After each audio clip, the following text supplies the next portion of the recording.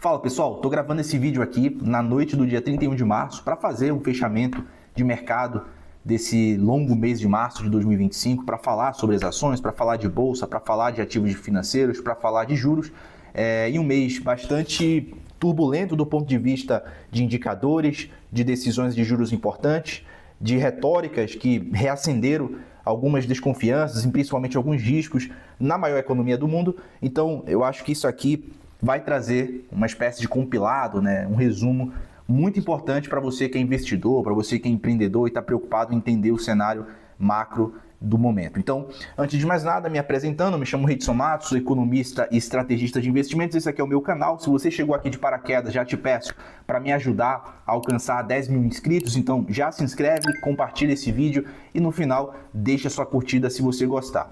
Então, para começar, eu queria primeiramente mencionar as duas decisões de juros que aconteceram no mês, nos Estados Unidos e aqui no Brasil, que foram os principais eventos mais importantes do ponto de vista da economia. Então lá fora o Fed ele manteve a taxa de juros inalterada, como já era esperado pelo consenso de mercado, e aqui no Brasil a gente subiu a nossa Selic mais um ponto percentual. Agora a gente tem a taxa de juros em 14,25%, que nos coloca entre as maiores taxas reais de juros no mundo, o que é prejudicial principalmente para as empresas e também para o custo de capital de uma forma geral. Então, qual é o plano de fundo das duas decisões? O que aconteceu de novo? O que se repetiu dos últimos meses? Então, a gente continua tendo o Trump com aquela retórica ali taxativa de querer manter países aliados como se fossem inimigos, taxando esses países. E agora, principalmente no dia 12 de abril, o Trump disse que vai ser o grande dia,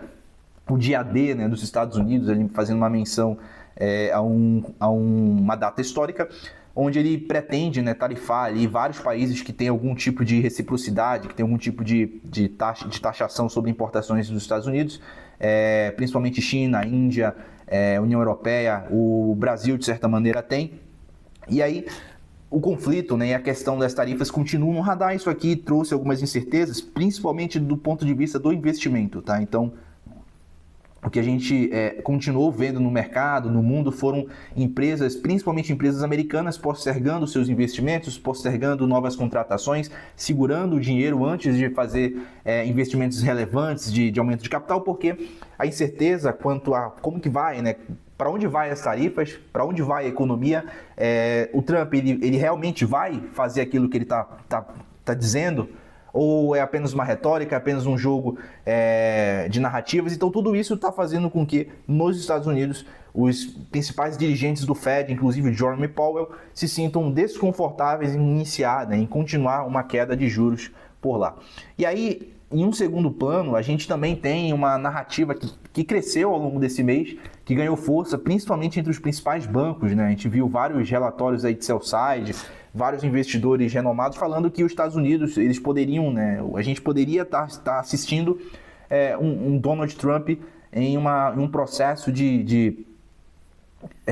diria que uma recessão forçada na economia americana, justamente para trazer a taxa de juros, para permitir que o Fed consiga ter um ambiente em que ele consiga reduzir os juros ainda no curto prazo, tá? E isso aqui eu acho interessante porque justamente vai na contramão do que o próprio Lula fez aqui no Brasil, No início do seu mandato, ele estimulou a economia, ele aumentou os gastos fiscais, ele aumentou incentivos, ele aumentou o salário mínimo e tudo isso gerou uma grande demanda agregada, o que fez com que o PIB tivessem saltos muito fortes aí nos seus dois primeiros governos. Só que na contramão você tinha a política monetária que tentava acomodar o crescimento da inflação e meio que isso aqui trouxe um conflito, tá? Que fez que inclusive a nossa Selic voltasse a subir depois de ter chegado próximo de 10%. Lá fora, o Trump meio que preocupado com essa possibilidade, inclusive entendendo como que funciona essas duas dinâmicas, entre fiscal e monetário. Talvez ele estaria com uma cabeça de primeiro freia a economia, mesmo que isso seja impopular, freia o consumo, faz com que a inflação se acomode e cria um ambiente para que o Fed consiga ter meio que um horizonte para ter queda de juros sem que com isso gere voos de galinha, gere a necessidade de você tão cedo voltar a uma política mais apertada. E nesse contexto, a gente viu o Trump principalmente brigando muito com os países exportadores de petróleo, né? Brigando, assim, não brigando, mas trazendo a noção de que ele está incomodado com o petróleo com barril acima de $75, acima de $80, e ele estaria preocupado em estimular a oferta de petróleo, tanto que quando ele tarifou ali o Canadá, ele não tarifou o petróleo que entra para os Estados Unidos, justamente porque ele entende que a energia ele está sendo um dos principais componentes que está prejudicando a inflação por lá. Aqui no Brasil, o Copom também seguiu, né, do ponto de vista externo, ele também está preocupado em como que a tarifa do Trump vai transformar a economia para os próximos meses. Então, existe uma certa resiliência do ponto de vista de que o nosso real ele depende das oscilações do dólar. O dólar ganhando força é ruim para países emergentes, é ruim para o real. Então, você não consegue ter uma taxa de juros mais baixa do que o nível necessário, porque você pode criar fuga de capitais.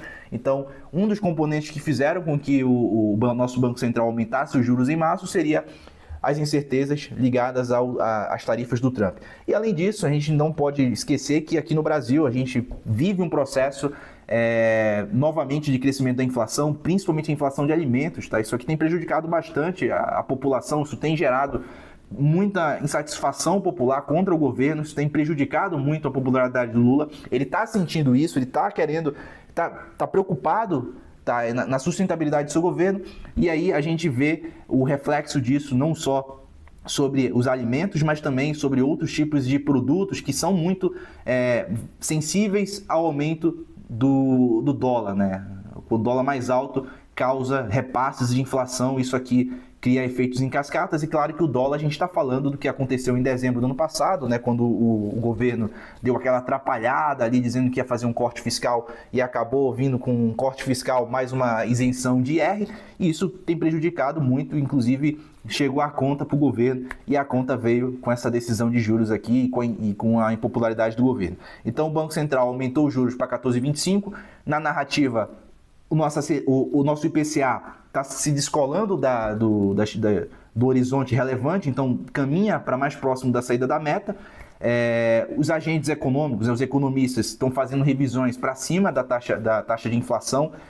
Isso tem prejudicado principalmente a capacidade do Banco Central de permanecer dentro da curva de inflação, e tudo isso gerou a necessidade de você ter aumento de juros. No Brasil cresce uma narrativa de que a gente pode assistir uma virada da economia do Brasil no segundo semestre, tá? o que seria esperado, principalmente porque os juros a gente está na máxima. Observe, a gente está numa taxa de juros mais alta do que no período Dilma, quando a gente teve que conter ali a escalada da inflação em um momento muito conturbado, né? Então a gente está numa Selic a 14,25, que é nosso high pós-real, tá? Então isso aqui, obviamente, vai trazer algum certa esfriamento na demanda. Isso pode vir no segundo semestre, o que seria prejudicial para empresas cíclicas domésticas, uma vez que elas, né, têm, né, entre os seus principais componentes da sua receita, os juros, o financiamento, né, a taxa, principalmente o cartão de crédito, entre outros. Isso aqui prejudica muito a sustentabilidade de seus negócios. Bom, dito isso, eu queria entrar mais nos ativos financeiros, já destacando o ouro, que foi a maior alta aqui no mês, quando a gente olha nominalmente, tá? O ouro subiu 10,8% no mês, e no ano ele sobe 19,5%, tá? É a maior alta anual de um ativo financeiro ao longo desse primeiro trimestre, né, ou esse 2025 que se inicia. E, assim, por que o ouro está subindo tanto, né? Para onde que vai o ouro? O ouro, ele inclusive ultrapassou a marca dos $3.000, né? E parece que ele não mostra sinais de fraqueza. O ouro continua subindo, os bancos centrais continuam com a narrativa de comprar mais ouro, a China continua comprando ouro, investidores buscando o ouro como uma ferramenta de proteção de capital, uma proteção contra a inflação, contra incertezas globais. E o ouro, ele não tem dado sinais de reversão, o que tem feito inclusive alguns dos principais bancos dos Estados Unidos, como JP Morgan, estimar uma continuidade desse crescimento, tá? E o ouro, ele pode inclusive romper ali as máximas dos $3.200. Então, o ouro, ele permanece como um ativo que, assim, não é tão mais defensivo, está começando a virar um ativo agressivo, né, do ponto de vista da valorização. mas de fato quem tem um percentual, mesmo que pequeno da sua carteira, nesse tipo de proteção, está tendo uma boa valorização, um bom hedge, né, contra ativos de risco dentro do seu portfólio. Então, muito importante ter ouro nesse exato momento. E aí, falando dos índices acionários aqui no Brasil, assim, acho que a gente está na contramão de tudo aquilo que a gente imaginava que aconteceria ainda no final do ano passado, tá? A gente imaginava um primeiro trimestre muito fraco, uma economia com vários níveis de incerteza, um fiscal que prejudicaria muito o fluxo de investimentos vindo para o Brasil e uma bolsa que provavelmente estaria patinando aí em reta, né? E foi tudo o que não aconteceu, né? A gente, tirando o fiscal, que ainda continua uma incerteza, tá? E agora que o recesso parlamentar acabou, vamos ver o que vai acontecer, mas a gente tem uma bolsa que está recebendo muito fluxo estrangeiro, principalmente porque lá fora, né, a gente está assistindo uma certa mudança, um rotation dos portfólios de alguns investidores que tinham ações de tecnologia e por vários motivos, tá? Seja o DeepSeek, que rompeu, meio que furou um paradigma de que a tecnologia ela deveria ser muito dominada pelas big techs, né, pelos altos investimentos, seria assim, deixa de ser um investimento, deixa de ser uma tecnologia de fronteira e passa a ser algo mais próximo de uma commodity, agora que a DeepSeek abriu o seu algoritmo para o mundo inteiro, tá? Então, isso tá fazendo uma fuga, de certa maneira, uma fuga de capital da bolsa, das empresas de tecnologia para empresas mais ligadas à economia real e também uma saída de dinheiro dos Estados Unidos para outras bolsas, outros investimentos, outros ativos de outros países. O Brasil tem recebido um fluxo grande, o Brasil que tem ainda uma bolsa muito barata e a gente tem visto os estrangeiros tendo uma posição relevante nas compras ao longo desse período. Então o Ibovespa sobe 8,29% no ano, só que só em março ele subiu 6,08%, portanto uma das suas maiores altas quando a gente compara aí com outros meses. O Small sobe 8,87% no ano, ou seja, o índice das Small Caps subindo mais do que o Ibovespa, e no mês sobe 6,73%. O IDIV, que é do índice de dividendos, sobe 6,19% no ano e 5,52% no mês, ou seja, os três principais índices da nossa bolsa aqui no Brasil têm boas performances, bons resultados, o que tem animado investidores, inclusive trazido a necessidade de você aumentar a alocação em Bolsa Brasil. Olhando na contramão, os principais índices lá fora vivem um universo totalmente diferente. A gente viu o S&P caindo 4,60 no ano e caindo 5,75 nesse mês, portanto foi um mês ruim. O Russell, que é o índice das small caps americanas, cai quase 10% no ano e cai 5,86% aqui no mês de março. E o Nasdaq, que é o índice das empresas de tecnologias, cai 10,42% no ano e caiu 8,2% no mês. Ou seja, a gente vê claramente um rotation, né? Investidores saindo de empresas mais tecnológicas, empresas com níveis de valuation mais esticados, saindo um pouco dessa tese, né, da tese da IA, das teses de risco, das teses que de alguma maneira dependem de um macro mais estabilizado nos Estados Unidos e principalmente de um cenário de juros com uma certa previsibilidade de queda, o que a gente não enxerga, não consegue enxergar nesse momento, e aí isso tem gerado uma rotação de portfólio principalmente para outros ativos, tá? Ativos mais defensivos ou ativos no exterior. E aí eu queria destacar o desempenho, não vou dizer que é ruim, é um desempenho horrível das criptomoedas ao longo desse primeiro TRI, tá? O Bitcoin cai 12,67% no ano e cai 2,4% no mês, só que quando a gente olha o Ethereum cai 45,6% em dólar no ano, cai 20,72% só no mês, tá? Então o Ethereum está tendo um desempenho muito ruim. A própria Solana também está tendo um desempenho muito ruim, cai 31,3% no ano e cai 5,7% no mês. Ou seja, o que a gente está enxergando no universo das criptomoedas? Tá? Eu acho que está acontecendo algo muito próximo do que a gente vê nas ações, nas stocks US, né? É uma rotação de portfólio, são investidores preocupados com o cenário de juros, preocupados com as tarifas do Trump, como que isso vai influir para a economia, estão preocupados com um dólar que perde força por uma iniciativa assim, velada do próprio Trump, tá? Que quer que o dólar perca força, ele quer desvalorizar a moeda de alguma maneira, ele quer melhorar a capacidade dos Estados Unidos de ser uma potência minimamente competitiva no mundo, e isso tem, de alguma maneira, respingado para as criptomoedas, embora eu não ache que isso seja o principal fator, tá? Eu entendo que nos últimos anos as criptomoedas têm negociado, têm se valorizado tem meio que acompanhado o que acontece com os ativos de bolsa, principalmente com o Nasdaq, que é as empresas de tecnologia. Eu acho que essa bolha, não bolha, mas eu acho que essa reversão do que a gente assistiu, principalmente com a ação da Nvidia caindo após o DeepSeek, gerou, de alguma maneira, né, uma certa inflexão do ponto de vista dos investidores para as criptomoedas, apesar de eu entender que os principais gatilhos, né, os principais fundamentos do Bitcoin, eles não deveriam ser alterados pelo o que a gente assiste com o Trump, com uma possível recessão nos Estados Unidos, porque é um ativo totalmente descorrelacionado, é um ativo muito mais mundial do que americano, apesar do que a maior parte da liquidez vem desse mercado, né, vem do dólar. Então, é meio que, assim, fica essa conexão que, no meu ponto de vista, não deveria existir, mas existe. Tá? Então, a gente está vendo aí as principais criptos tendo uma performance muito ruim, o que, de certa maneira, desanima, né? Porque criptoativo deveria ser uma forma de você diversificar os teus riscos e também de você ter uma descorrelação quando a bolsa vai mal.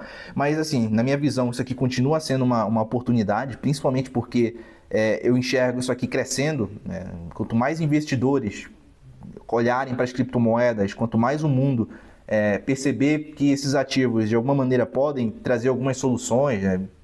Principalmente um bom tipo de diversificação.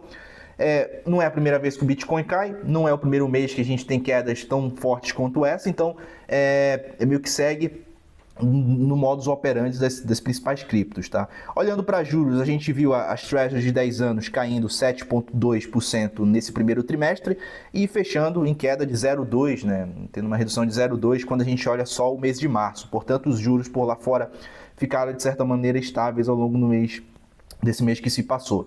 E aí, falando sobre o nosso real, né, o real cotado aí pela Petax, ele tem uma das maiores ou melhores performances no mundo. A nossa moeda tem ganhado força, principalmente nessa dinâmica, né, de receber muito dólar, muito investimento estrangeiro.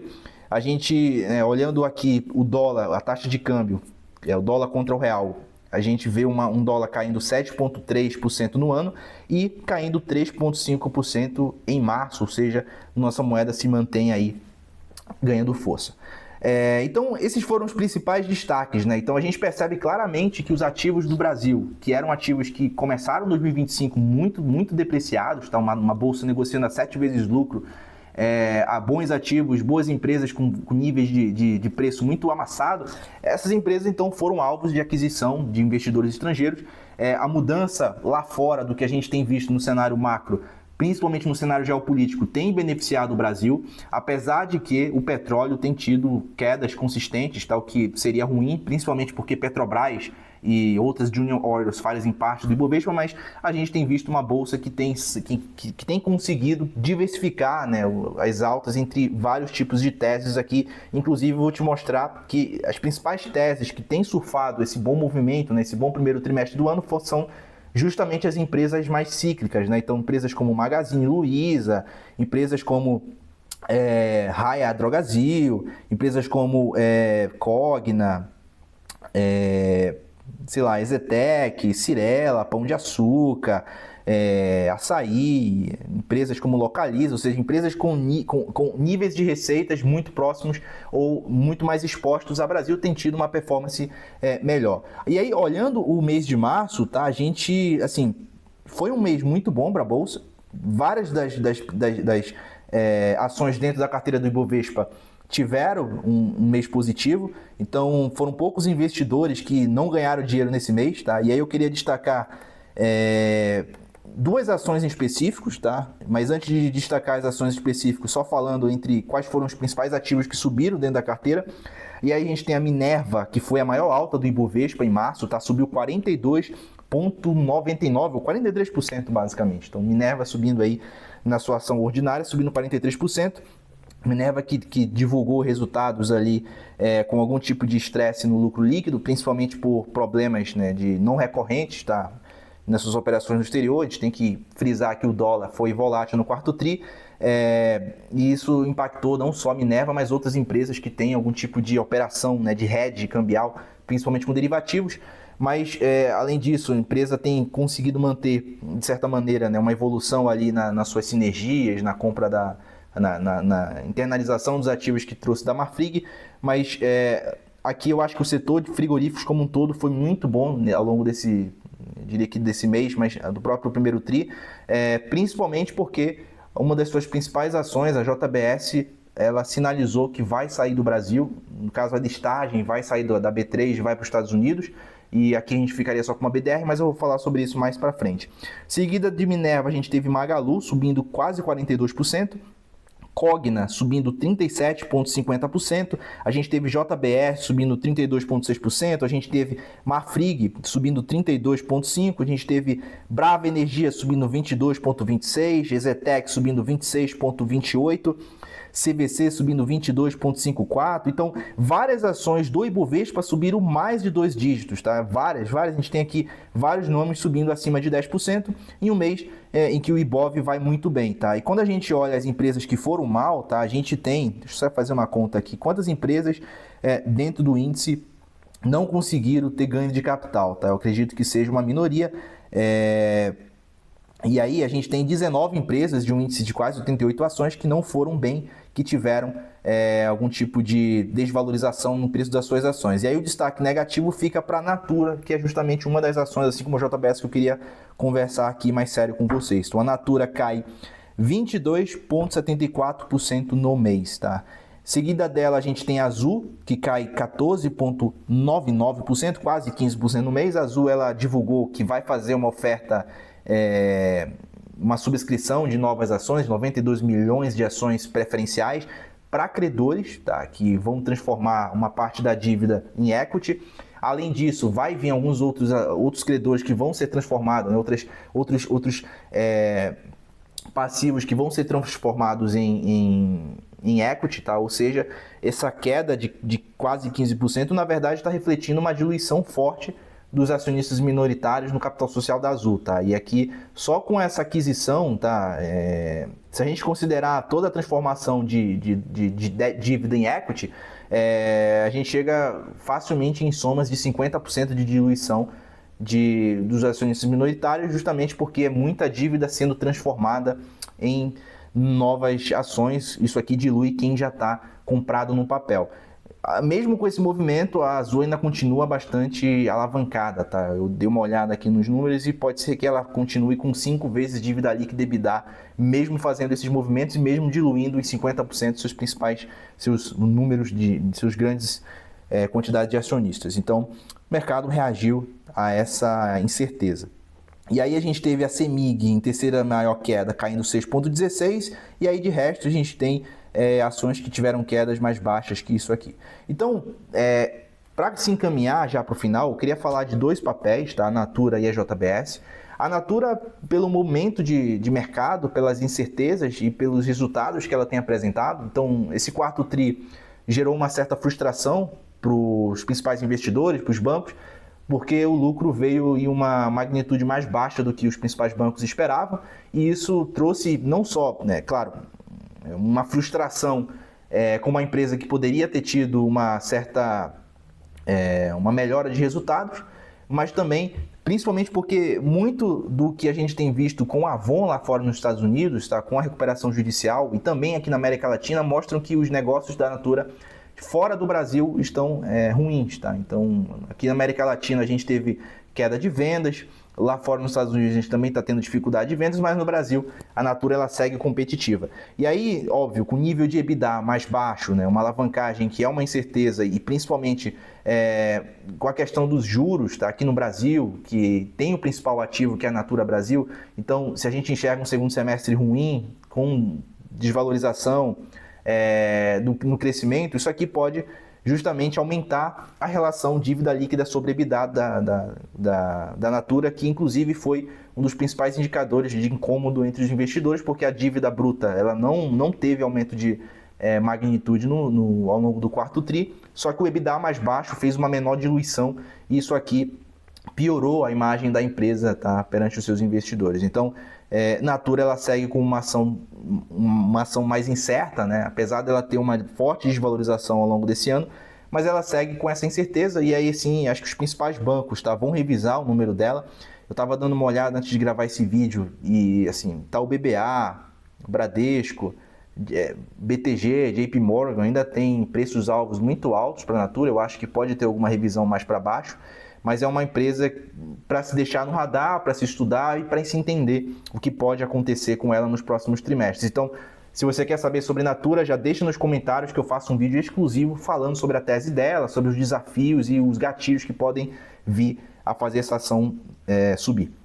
E aí a outra empresa seria a JBS, tá? Que anunciou no início do mês que está pensando, no caso já está protocolando um processo para sair do Brasil, a sua listagem da B3 e ir para a listagem nos Estados Unidos, fazendo um movimento de globalização das suas ações, né? Dado que a empresa hoje já tem 50% da sua receita já é feita nos Estados Unidos, tá? Então, para quem não conhece, tá? Para quem não tá muito por dentro de quem é a JBS para o mundo, tá? Se você abrir o release de resultados da JBS e entender qual é que é a diversificação geográfica dos seus ativos, você vai perceber que a JBS ela eu acho que talvez a maior, uma das principais multinacionais do Brasil, tá? Uma empresa que tem uma presença global muito forte, ela é boa empregadora, uma grande empregadora em vários países além do Brasil. A gente tem uma posição muito grande nos Estados Unidos, uma posição muito grande na Austrália, tem ativos assim, no Sudeste Asiático, na China, na América Latina, então é uma empresa global e que no Brasil, tá, dado as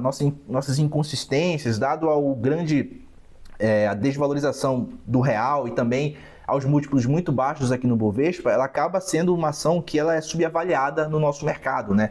E uma das grandes premissas, ou melhor, um dos grandes motivos que fizeram a empresa pensar em fazer esse movimento foi justamente o preço, né? Os múltiplos da JBS frente aos seus pares lá fora, né? Outras empresas de frigoríficos com negócios mais semelhantes. E aí, assim, saiu uma matéria muito boa no Brasil Journal e se você pega uma média do setor das empresas que já estão nos Estados Unidos, que estão negociadas lá fora, se você avalia, por exemplo, múltiplos como EV/EBITDA, preço-lucro, você percebe que a JBS negocia pelo menos 50% de desconto frente a essas outras empresas, mesmo ela sendo uma das líderes globais, uma das empresas que tem uma melhor operação, né, margens maiores e também a que tem uma das melhores qualidades competitivas. Tá? Então não faria sentido para ela manter esse nível de valuation. E aí, do ponto de vista da valorização e principalmente da geração de valor para os acionistas, foi então decidido que a JBS vai sair do Brasil e vai se listar na bolsa ali dos Estados Unidos. Aqui no mercado local a gente vai ter uma BDR, tá? Por exemplo, que o Banco Inter tem, então a gente tem a ação listada lá fora, mas tem a BDR aqui no Brasil. Então a gente só vai ter a exposição de JBS no Brasil via BDR, ou para quem quer em uma EV, numa XP Internacional, pode investir diretamente lá fora. Esse processo ainda está em andamento, então não sei quando isso vai ser finalizado, mas provavelmente a gente deve ter aí atualizações ao longo dos próximos meses.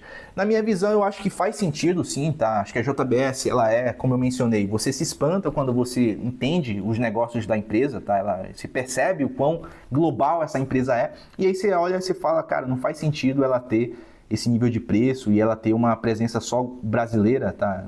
Não tá com a sua ação principal aqui no Brasil, tá? Apesar de ela ter uma DR, mas faz sentido sim ela se juntar com seus pares, com as principais empresas do setor.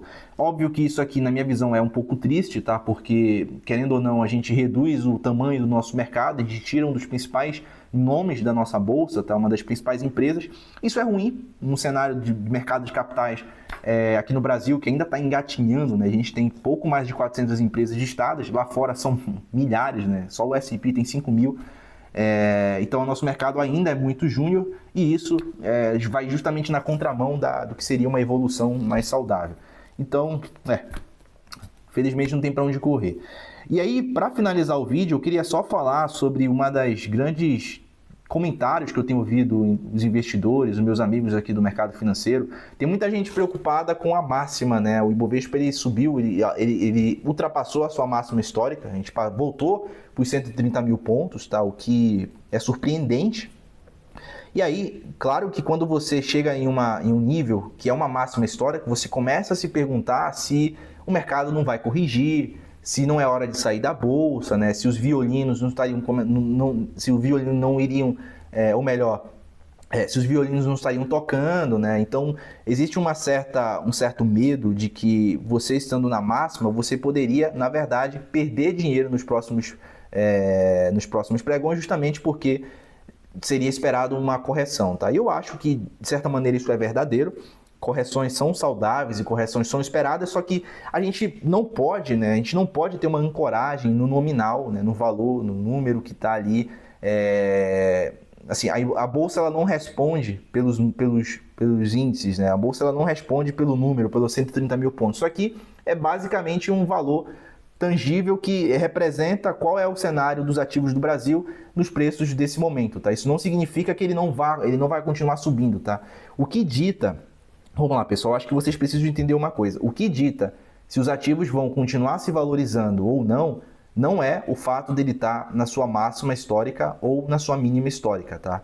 Óbvio que esses dois movimentos, tá? Que uma correção pode vir a ocorrer, só que não é isso que faz com que os preços continuem subindo, tá? O que faz com que as ações continuem se valorizando é justamente a perspectiva de crescimento dos lucros para os próximos períodos, tá? Então, para os próximos meses, próximos anos, etc. Então, quando a gente olha o Ibovespa em 130 mil pontos, a gente precisa entender o que esses 130 mil pontos representam sobre alguns fundamentos das empresas brasileiras, tá? E aí, óbvio, eu posso mencionar o lucro, eu posso mencionar o EV versus o EBITDA, eu posso pressionar, por exemplo, esses 130 mil pontos corrigidos pelo dólar, que faz com que a nossa bolsa ainda seja uma das mais depreciadas no mundo quando a gente coloca o Ibovespa em dólar, tá? Isso, inclusive, é um dos principais atrativos, é o que explica essa entrada tão grande de investidores estrangeiros aqui no Brasil. Então, quando a gente coloca na mesa o fato de que as empresas vão continuar tendo crescimento de lucros nos próximos anos, a gente tira justamente o medo dos principais, né, do que eu mais tenho ouvido, de que a gente estaria chegado no máximo e daqui não teria mais para onde subir. Isso não é verdade, isso é errado, é um pensamento incorreto. Óbvio que você deveria ter entrado lá atrás, tá, ali no final do ano, quando a gente estava em níveis melhores, mas o fato de você estar em 130 mil pontos não tira a necessidade de você continuar refazendo aportes, justamente porque você está mirando horizontes mais longos, né? Então, eu acho que é importante, eu vir aqui até vocês e falar que essa relação ela não existe, tá? Não é importante você estar na máxima histórica, é importante você entender para onde vai os múltiplos da tua bolsa, tá? Então, mesmo a gente entendendo que no segundo semestre, tá, a gente possa assistir uma queda, uma redução no crescimento econômico das empresas, só que se a gente faz um valuation mais olhando para 26, 27, 28, muito provavelmente os principais investidores já estão olhando esse múltiplo andando, tá? Seja com os lucros aumentando, seja com a própria melhora nas perspectivas da economia. E aí eu, inclusive, entro no segundo ponto, que eu acho que pode, não é complementar, mas pode ser uma opcionalidade muito importante, que seria uma mudança de governo pós-26, e principalmente um nome vindo mais market friend, né? Um cara mais à direita, um cara talvez mais centro à direita, o que seria interessante para o mercado, o que seria, né, uma sinalização de que a polarização no Brasil estaria menor, né? A gente estaria próximo de superar isso aqui, até porque o Bolsonaro ele enfrenta grandes dificuldades na justiça, o que pode inclusive tirar a candidatura dele, e aí o Lula está fraco, está com muita impopularidade, os preços dos alimentos estão muito altos,